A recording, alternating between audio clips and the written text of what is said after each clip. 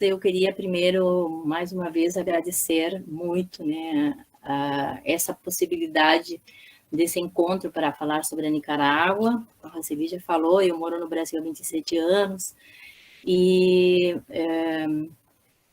esse momento de compartilhar com companheiros e companheiras uma reflexão em cima de uma experiência que foi um sonho para a América Latina e que nos interpela muito, né, para esse trabalho, para a reflexão.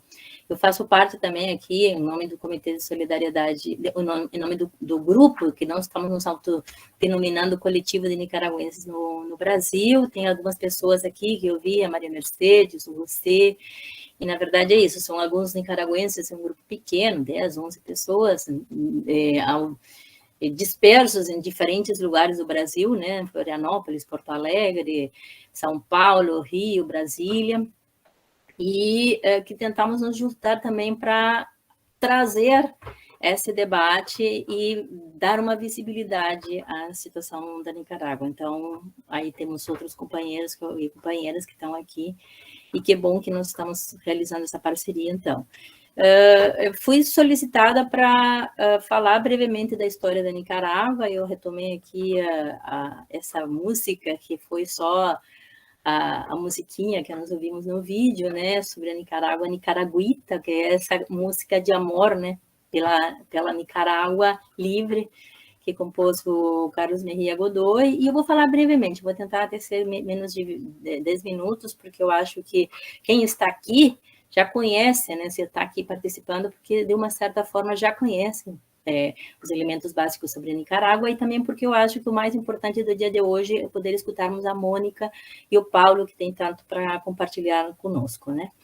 Então, eu brevemente eu queria falar, relembrar, então, eu acho que as imagens do vídeo, mesmo que não conseguimos terminar de assisti-lo, mas as imagens eles já mostram, né, essa trajetória da Nicarágua, né? Nós estamos sempre falando da Nicarágua, da Revolução Sandinista, então acho que essas imagens nos trazem muito essa lembrança.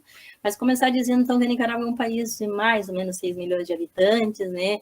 É um dos países mais pobres da América Latina, tem 70% da população no trabalho informal, a capital é Manágua.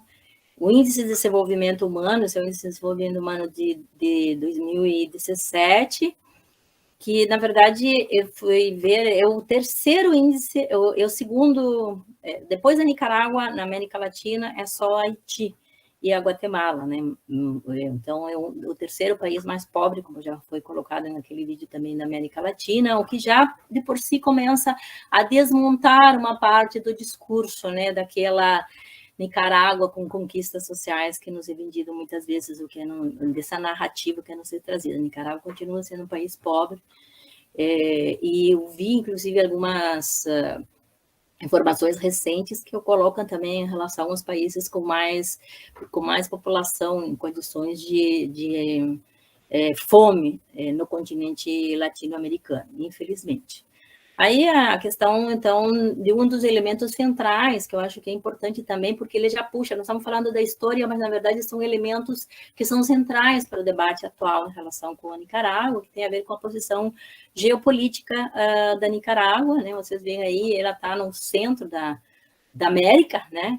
E essa posição lhe valeu também grandes interesses, principalmente pelas ânsias de dominação do imperialismo norte-americano, dos Estados Unidos, no século já desde o século XIX, mas no século XX, então, duas invasões dos Estados Unidos, que é o que nos traz, então, também um primeiro figura importante, que inclusive era a que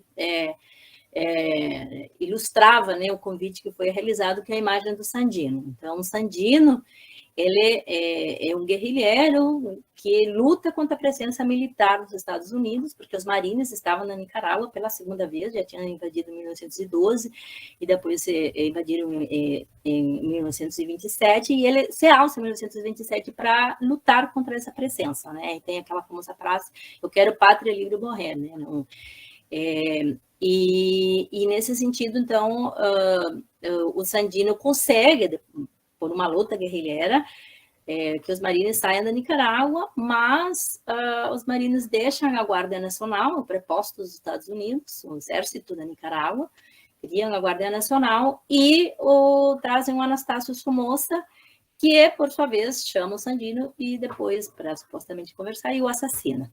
Então, é assim que começa uma dinastia, né, familiar, porque eu, desde o primeiro Somoza, o pai, até o último, que é o filho dele, passando por outros integrantes da família, que vai até 1979, e que é uma família que também é uma questão importante, porque parte do que nós estamos vivendo tem a ver com resgatar. Bom, nós lutamos contra essa ditadura, né?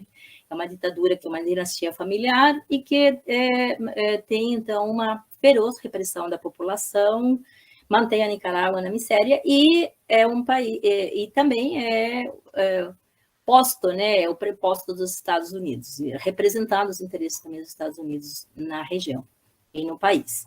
E é aí que começa, então, a luta da Frente Sandinista, que é fundada em 1900, da Frente Sandinista de Libertação Nacional, que é fundada em 1961, e que vai resgatar, então, essa gesta de Sandino, e por isso trazendo também esse elemento anti-imperialista da luta da Nicarágua, e vai desenvolver, então, uma atuação guerrilheira, sendo que esse processo desemboca em uma insurreição popular entre 1977 e 1979, em várias imagens que vocês também já assistiram no vídeo, né? Então, em 79, nós temos o triunfo da Revolução Popular Sandinista, né? Tem algumas imagens aí, vocês já viram outras, né? E, brevemente, assim, a Revolução tem, poderíamos dizer, talvez, 3 momentos importantes. O primeiro momento, que é entre 79 e 81, que é o momento, eu sempre digo, o momento onde nós tocamos o céu com as mãos, né? Tudo podia, era um momento de um turbilhão de participação popular, cruzada de alfabetização, brigadas de saúde, reforma agrária, né? E a refundação do aparelho de Estado, né? Mas esses são os primeiros 2 anos. Rapidamente eles vão se decompor, porque veio o Ronald Reagan, e aí nos inicia, então, já o processo da formação da contra-revolução, da atuação da contra-revolução, treinada, né, pelos Estados Unidos e organizada desde fora. Então, nós temos esse período de 82 a 87, que é a guerra. E nessa guerra, o meu irmão morre, né, em 1984, justamente lutando contra, né, defendendo o país, né, dessa agressão. Mas essa guerra também, ela se transforma em uma guerra civil, porque ela envolve os camponeses da Nicarágua. Então, é uma guerra sangrenta, difícil. Se na insurreição morreram 50 mil nicaragüenses, vejam que na época era um país de 3, 4 milhões de habitantes, então nessa guerra morreram outros 50 mil, é uma guerra que desangra o país. Então aí se cria o serviço militar patriótico, mas começa então o terceiro momento, que seria o momento dos acordos de paz, né? 3 minutinhos. Sim, já vou encerrar. Então, e aí com os acordos de paz, que culminam com a organização das eleições e a perda do processo eleitoral das eleições com a chegada da Violeta Chamorro, e aí é que nós temos, então, esse novo momento, que é o momento do período liberal, a partir de 1990, entre 1990 e 2006, né? E que é marcado, então, por vários elementos. Acho que a Mônica vai explicar um pouco mais esse processo que acontece com a Frente Sandinista e tal, mas que é importante dizer, né, que é um momento do neoliberalismo, mas que é um momento que depois também é pautado por essa volta, né, essa busca da volta do Daniel Ortega ao poder, fazendo um pacto com a igreja e com o que tem de pior, né, da direita nicaragüense, e é o que dá, então, a partir de 2007, a volta do Daniel Ortega, a partir do qual nós vamos refletir na continuação. Acho que aí é a vez, então, agora da Mônica, mas eu acho que é importante situar, então, todo esse processo que leva depois o Daniel a partir de 2007 a estar no poder, lugar do qual não sai até os dias de hoje. Basicamente era isso que eu queria retomar, e aí agora eu acho que é a vez da Mônica. Muito obrigada.